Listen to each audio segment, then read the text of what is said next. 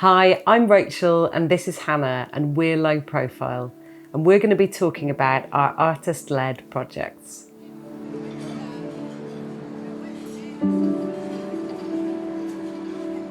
So when we talk about artist-led activity, we're talking about a range of different types of things that are organised by artists. So that might be exhibitions or events or festivals. And the key kind of part of it is that they're designed, led, made by artists in different ways.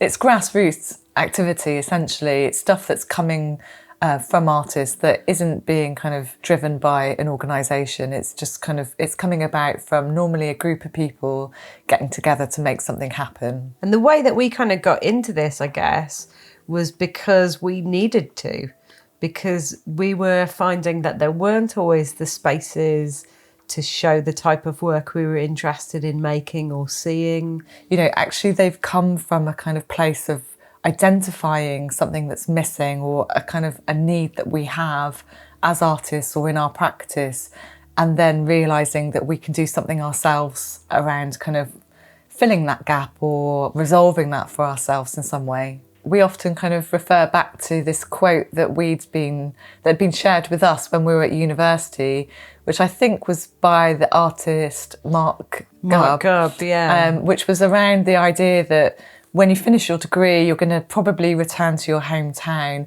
And what you need to do at that point is seek out the kind of art centre or equivalent and kind of get involved and be part of it. And if that doesn't exist, then you need to go and kind of set that up yourself. Yeah, and I think there was like two key things for us that happened in Plymouth. We were trying to really like find other artists, find other creative practitioners that we could hang out with, that we could like share work with in different ways. And we were finding that quite tricky at the time. I think I had been part of like a business course, and at that they had said, hey, every last Friday of the month, there's a networking event. You should go along to it and, you know, bring your business card and all of these kind of things that they tell you on business courses. But a few weeks later, somebody else who was there, who we hadn't chatted with, picked up our business card, emailed us saying, hey, my name's Kath and I'm sat here with my friend Maddie and we're in a flat above a butcher's shop in South Brent and we've been looking at your website and your artwork and we think you're mad skills. Like, wanna chat? Yeah, they invited us to an event in the flat where Kath lived, and Kath at the time was studying at Dartarton College of Arts, and she was making this semi-regular event happen in her flat where essentially the flat would get completely taken over by artists that they would invite to come and make and show work there, so live work primarily.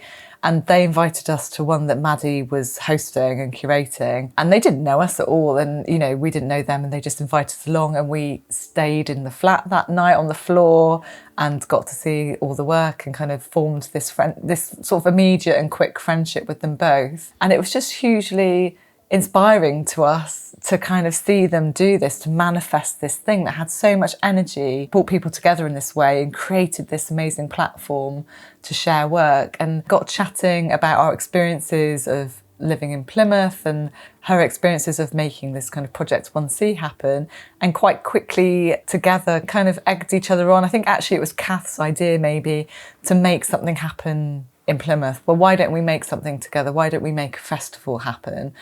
And we really quickly wanted to do that and signed ourselves up to that. Yeah, let's make something like In Between Time Festival in Plymouth. We could do that. We could make a live art festival happen. Sure. Should we do it in the summer? You know, like in 6 months' time. And luckily, Kath had the sense and the kind of enough experience having run 1C to kind of rein us in a little bit and kind of said, no, you're going to need we're going to need a bit more time than that. Let's do it next year. And so together we kind of set off on this kind of endeavour to make this kind of like 1 day, 24-hour live art festival happen. Yeah, and it was like a massive learning experience for us. So it meant that we had to learn all about like how to secure funding.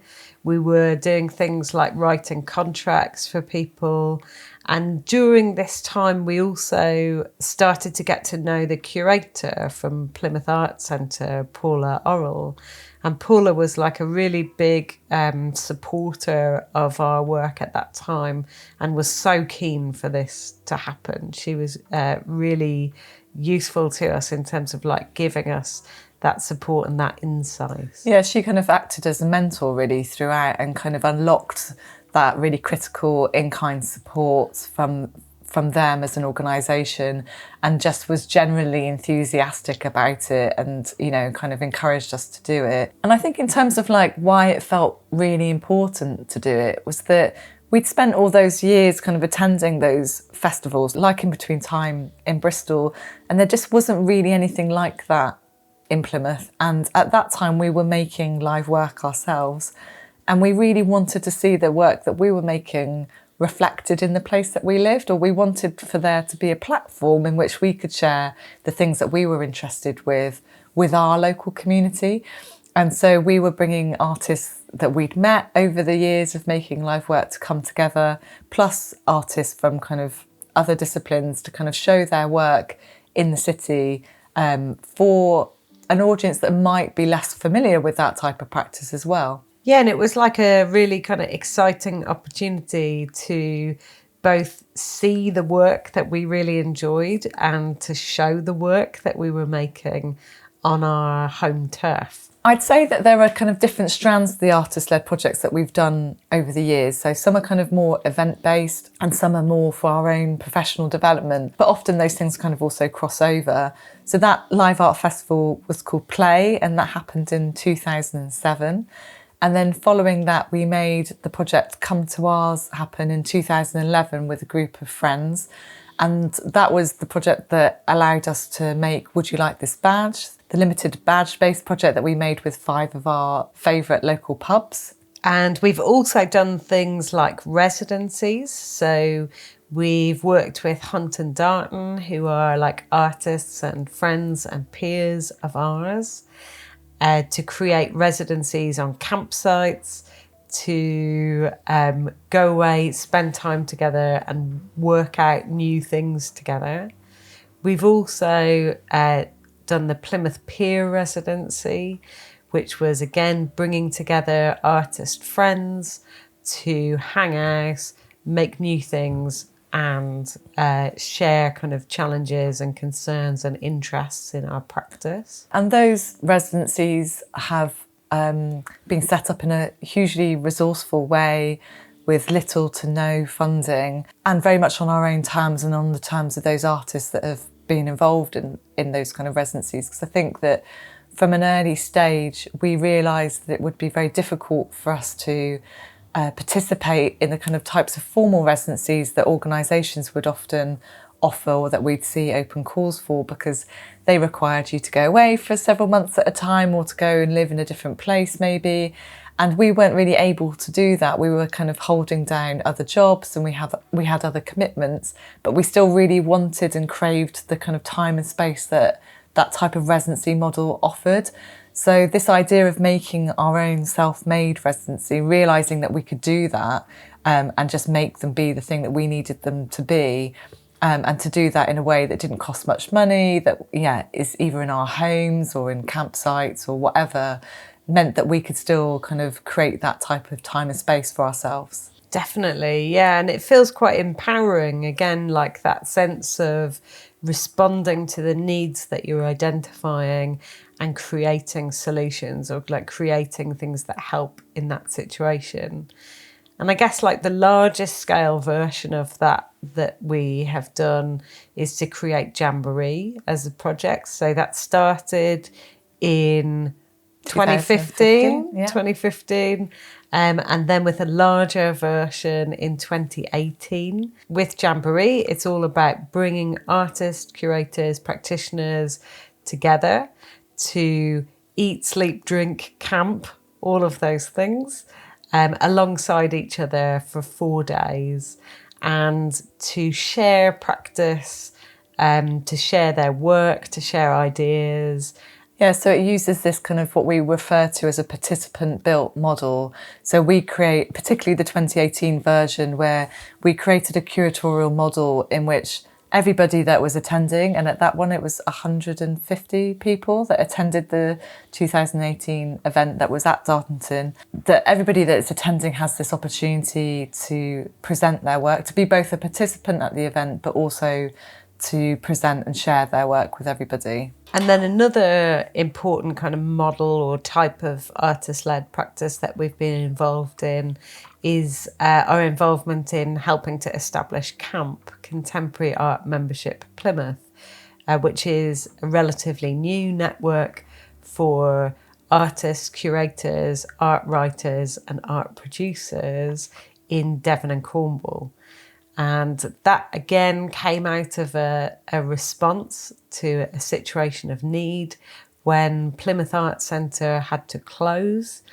And with that took the Pack Home programme, which was like an associate artist programme of support. So we got together with 6 other artists, set up an established camp as a kind of artist-led alternative to that. Camp has been hugely informed by Jamboree, I would say, for us anyway. We've massively taken that learning from what it means to do something like Jamboree or all of those different artist-led projects and kind of fed that into the model of camp. But equally, that kind of early learning through doing something like Play, which was such a crash course in how to do artist-led activity, has kind of followed through into all of these different projects as well. Exactly. And it's almost like each time we do something or take something new on, we're having to usually skill up quite quickly and develop new ways of doing things. And each of those things then we get to like bring through, each of those bits of learning we get to bring through to the next project. It's kind of like a massive like wealth of knowledge and experience that we've been able to take into our practice as artists and also within the other jobs that we do. And I think it's all stuff that we wouldn't have had another way of learning. Like you have to learn it through doing it.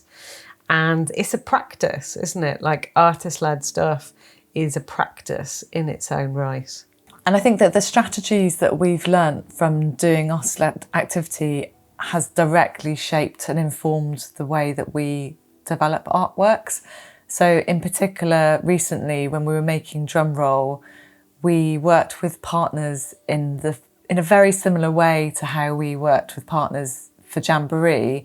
And I don't know if we would have known that we could do that had we not made Jamboree happen.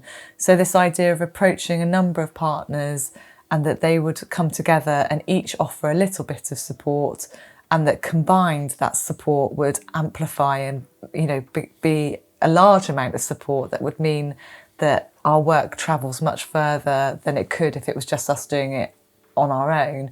I think for us, like the relationship between what we're doing in artist-led projects or practice and what we're doing in the rest of our practice as low profile, there's loads of crossover in terms of stuff to do with bringing people together, forming temporary communities, thinking again about like the relationship of the individual and the collective and how these things like play out with each other. Yeah, and how by doing that, there's huge potential. So by bringing people together and creating these sort of temporary communities, that can instigate kind of huge, lasting kind of potential in terms of what that leads to from those relationships that are built, and you know that can have a huge impact on people's lives and on their practices. Yeah, I think it's also really helped us like deepen relationships with other artists, which again has been something that's really helped us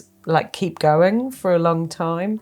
So those friendships, those relationships and those ways of working together have been really useful to us, you know, in when times get tough as well.